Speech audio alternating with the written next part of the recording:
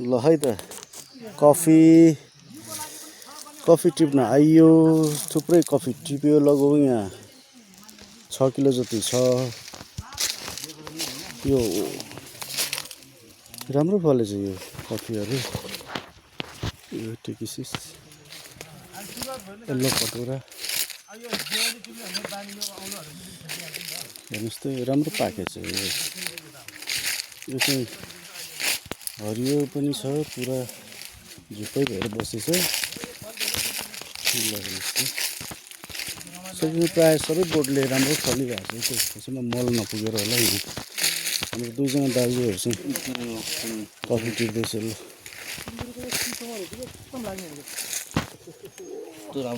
फलेछ राम्रै फलेछ है। पानी फल्छ भाइ यार अब वर्षैपछि चाहिँ बढ्दै जान्छ नि त। अब भर्दै तल 2 वर्ष त भएन। यो तलबाट पनि टिपिसकेको हो।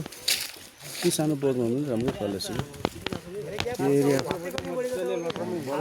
एरिया पुरै हो है जम्मै फलेछ यो एरिया। यो सेकेन्ड प्लट हो भने योभन्दा माथि अर्को थर्ड प्लट छ।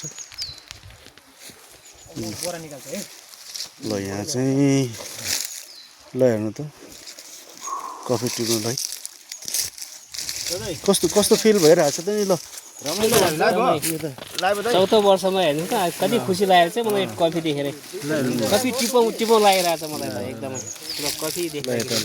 हाम्रो मार्केटिङ म्यानेजर हो हाम्रो मार्केटिङ म्यानेजर हो। राम्रै फलेछ है। यतिको मात्रै हेर्नु त एउटै बोटमा लगभग 3 किलो जति त फलेछ हाम्रो कान्छाको। कान्छा भएर काकाले पनि ल पाकेपछि अलिअलि त झर्दो रहेछ कि होइन। पाकेपछि झर्दो रहेछ अलिअलि त। ल पाकेछ राम्रै। ल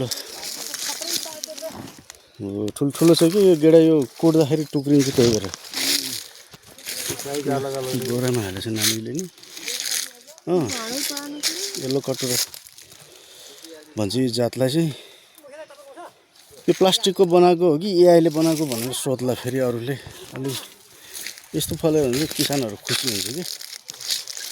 अझै यो जम्मै अर्ग्यानिक हो। त्यसमा गाई भैँसीको मल मात्रै हालेको मलमूत्रहरू मात्रै। अहिलेसम्म यसमा कुनै विषादीहरू युज गरेको छैन। यहाँ फेरि यो माथितिर झन् राम्रो फलेछ।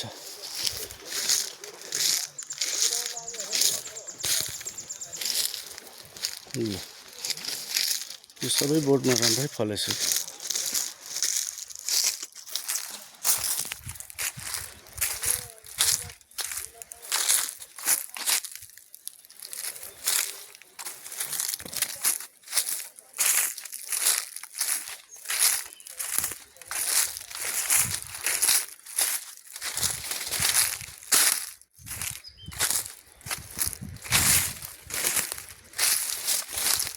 प्रायः बोटहरूमा फलेको छ।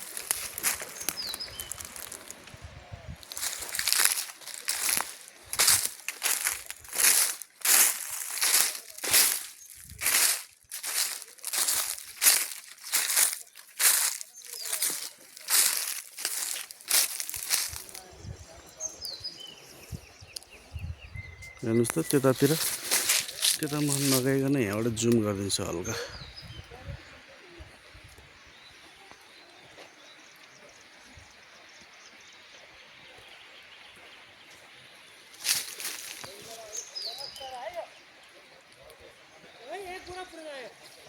ल है त तपाईँलाई कफी चाहियो भने सम्पर्क राख्नु होला।